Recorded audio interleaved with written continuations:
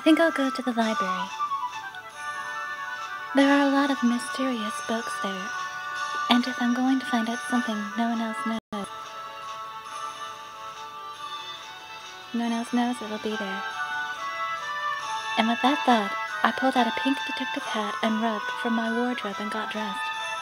Detective Jandy is on the case. I arrived at the library, which was silent as usual. Philip was not at the librarian's desk. I was both relieved and a bit disappointed by that fact, and I headed to the shelf that contained most of the mystical books. On the way, I passed by a noble woman wearing heels that clicked loudly on the floor, and suited to visiting the library. I found the shelf and was just putting on some gloves when I spotted Philip, who was crouched down. Phil, shh. He pressed a finger. What's going on? I crouched down silently beside him. And here was me thinking that the princess in the story was based on me. What am I going to do with you, Philip? You're so shy. Philip? Come out now. I peered through the gaps of the shelf and could see that I had passed by shouting in a loud voice. What's going on? Don't tell me that she's... No, every time I release a book, she gets it in her head that she's the heroine and latches on to me. No matter what I say to contradict her, she won't listen. She just gets hot under the collar every time and won't pay attention to reason. I nodded, silently acknowledging his hardship. Are you over there? I heard the clicking of her heels getting closer. This is awkward. Follow me, princess.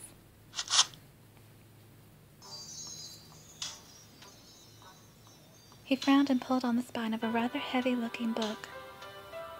Without a sound, a wall of books appeared before us, sealing us off in our own little space. Sorry, it's a bit cramped, but would you mind staying like this for a while? No? We barely dared to breathe as we waited for the woman to pass us by. The place where the mystical books were kept was supposed to be dim and cool, but sitting elbow to elbow with Philip, I felt so hot that I would burn. But I thought I might burn. Is this the warmth of the living? The approaching footsteps were accompanied by a shrill voice. I had a strange and overwhelming case of nerves. That's odd. I thought for sure that he went this way. After a little while longer, she seemed to have given up on finding Philip, and she left. It's all right now. Come.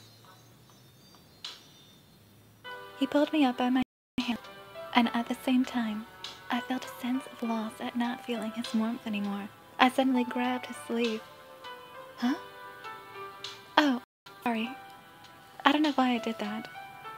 I quickly pulled my hand away, but Philip immediately snatched it back again.